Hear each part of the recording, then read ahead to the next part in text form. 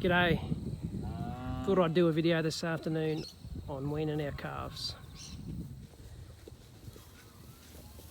So we currently have the calves in the paddock up here up the front. And everyone's a bit anxious and agitated. Might be a loud video too. Mothers are over there, you might see in the distance. This is the 3 calves that are born here. They all want their mummies. Read lots of articles and watch YouTube videos, and there's a school of thought going about self-weaning. Hasn't worked for us. I'm sure it works for others, but basically these guys' mothers are Dexters and their father's a drought master. So they're coming up to a year old and they're nearly as big as their mothers. So it's time to get them off and wean them. So we've separated them up the front here. I tried this about 4 weeks ago, but didn't fortify the fences and gates sufficient. While they're in here, I'll feed them some lucerne, just to supplement their feed while they're weaning off their mum's milk. She doesn't look too worried about the food though, still would rather be with mum. They're in here with the sheep. Of course they'll pilfer some of the calves' feed. Surprised they haven't run them off actually. Like I said, the self-weaning didn't work. We've had to separate them, and they'll be up here for a couple of weeks. A couple of weeks ago I had a go at this, and they all just broke out, slipped under that gate there. So I fortified this old gate and fence line, wired those panels up. Hopefully they won't get through. They'll try though. There's a line of electric down the inside here. That is a psychological barrier. They won't stop them. They're pretty motivated.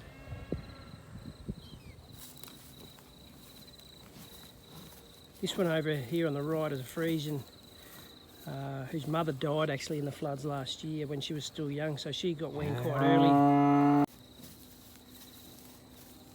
But they're all in pretty good nick. They'll moan for a couple of days, probably spend 10 days or 2 weeks in here, and we'll put them all back in together. Wait for their mums to dry up, see how that goes. Here's the mothers. They've shut up for a sec since I've thrown some hay over, but they were making a fair bit of noise after their young ones. The calves have spent pretty much their whole first year with their mums. They haven't been separated up until now. I gave it a go a couple of weeks ago, like I said, but they made small work of the fences I had in place. We'll see how this goes. Good morning. Day 2 of weaning. Nobody's happy.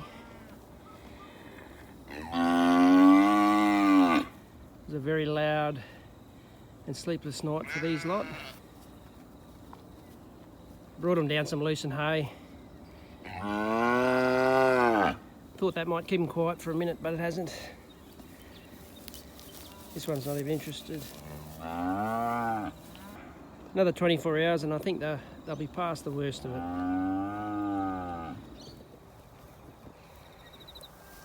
Still on the weaning. There's the mothers. They're making a bit of noise during the night, but nothing like their calves. Just have a look at their udders. They're going to fill up. And I look at them each day, and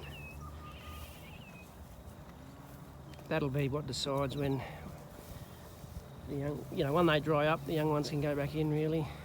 A couple of days they'll stop bawling, but we'll probably leave them for 2 weeks or so, maybe 10 days before we put them back in. Mothers aren't as frantic as the young ones. They'll still eat and go to the shade when it's hot, whereas the calves will just run up and down the fence. It's the afternoon of the second day of this weaning process. Hasn't got any quieter just yet.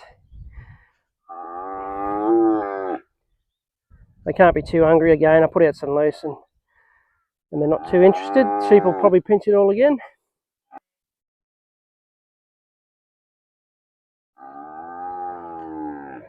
Hello, little one. Mums are still hanging out over there.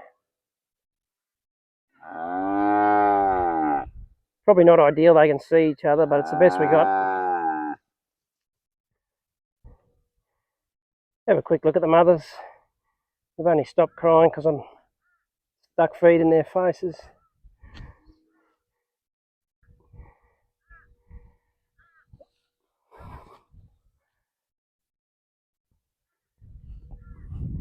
Udders don't look too big.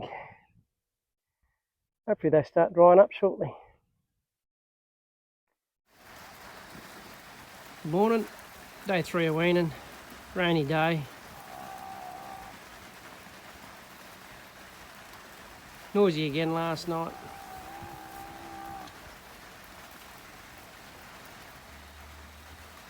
Hopefully within the next 24 hours I'll start to settle down into eating. These 3 are chowing down on the loosen. That fella up there hasn't yet. He might be losing a few kilos, but he'll get hungry soon.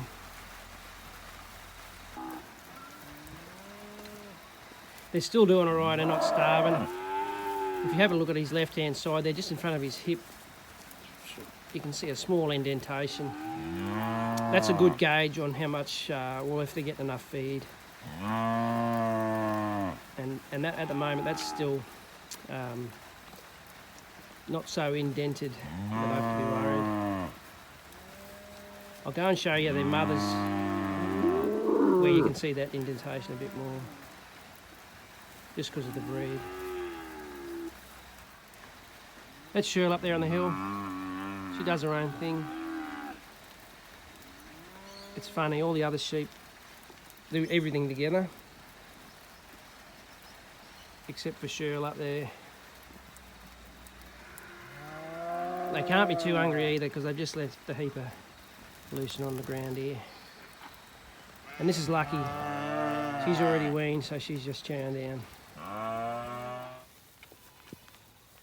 Here's the mothers. You can see that predominant hip bone there. Just in front of that is that triangle I was talking about. It's easier to see on this, on the sort of Dexter breed. They're more in line with dairy. So yeah, they're a bit bonier. But again, if they were hungry or hadn't had enough to eat, right in front of that hip bone there, you can sort of see the outline of it. There's a triangle, but that would be very indented. Look at their udders. This is Betty over here. Her udder, I guess, is pretty big.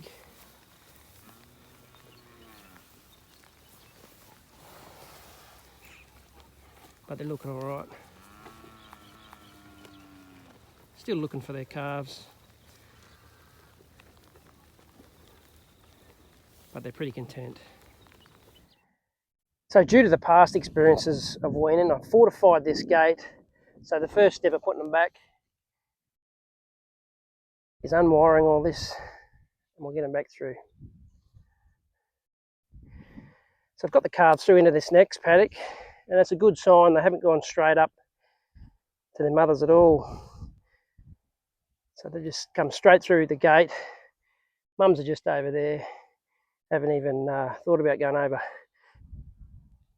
Calves aren't particularly worried.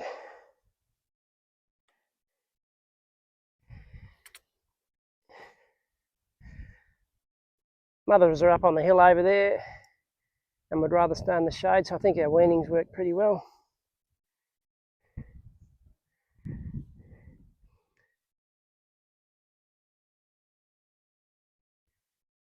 I think, as I said earlier, I looked at different ways of weaning them.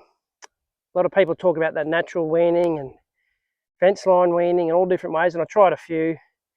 The only way we could do it was the cold turkey method, and just separate them. Meant 2 nights, really.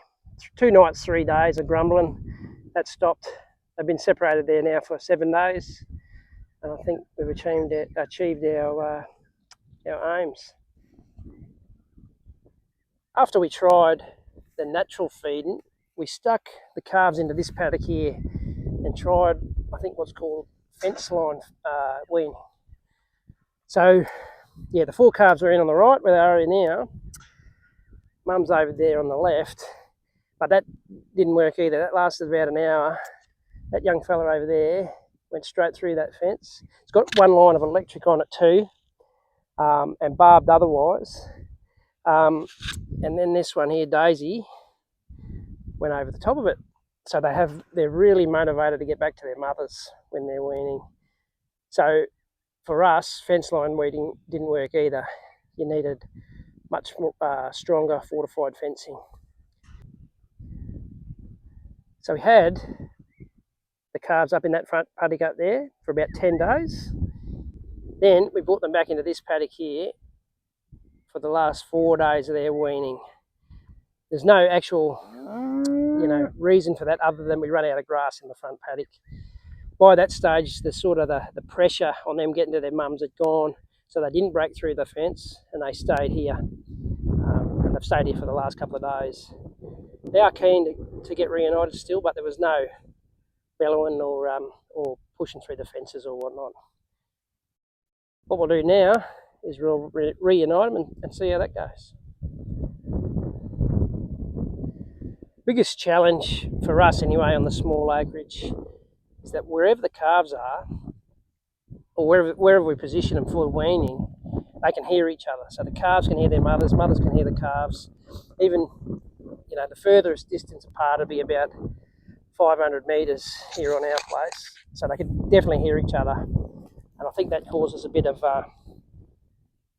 anxiety, and it causes them to try and test the fences and whatnot. Don't know what this fella's doing. What we'll do now is we'll put them back in together, see how they go. So that's the move done. Calves have been reunited with their mothers, no hassles at all. It's looking good. Everyone's settled back in well. And then starting the next couple of days, we'll get the rotations going again for the grazing. Some of the other options we could have tried to wean them, we've got a set of yards up near the house there. We could have put them straight in there for 2 weeks. The fencing, of course, is solid enough to hold them. You wouldn't have to worry about that at all. But you'd have to feed them solely from hay. Again, something I didn't want to do. And also, the yards are right next to the house. So for a couple of nights, we'd be listening to them bellow. So that's why we chose the paddock up the front there. The other thing you can do, I've seen, I haven't tried it myself, but is you can put nose rings in the calves' noses, and then when they go to drink off their mothers, the mothers push them off because it's uncomfortable, and you do it that way. But again, I can't speak on that, didn't try it. For us, the key to it all is strong fences, separate them far enough. The further you can separate them from each other, the better. Out of earshot is probably best. But again, on the small acreage, not always possible. But yeah, as far apart as you can get them, while still having secure fences is the key. And then you get a couple of nights of bellowing and it's done. That's some content looking cows. Everyone's happy again. Please subscribe and thanks for watching.